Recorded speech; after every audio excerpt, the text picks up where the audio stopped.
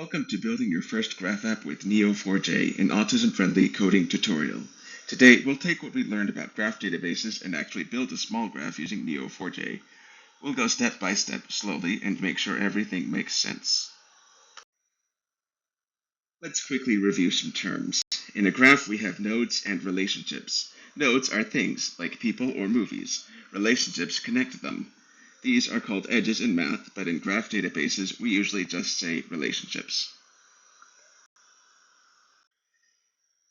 We'll build a graph of movies and actors. Each movie and person will be a node. Relationships like acted in or directed will connect them. This is a common type of dataset, and a fun one. You can use Neo4j OurDB in the cloud or install Neo4j Desktop. In this tutorial, I'll use OurDB. This one is easiest to set up and use. To set up OurDB, first go to the link in the description. Next, click Start Free with OurDB. Then sign up, and finally click the Create Instance button, and then download your credentials to create a free instance. So now I'm going to show you how to get to the query window and run a query. In the Instances tab, click Connect, circled in blue, in this screenshot. In the window that appears, click Query, circled in blue, in this screenshot. Type out your query in the query box, circled in blue, in this screenshot, then click the Run button next to it. This one is circled in orange, in this screenshot. Here's our first Cypher query. It creates a movie node called The Matrix, with a release year of 1999. The create part of this query makes a new node. M is a variable, and movie is a label, basically like a type in TypeScript. Properties of this node go inside curved brackets.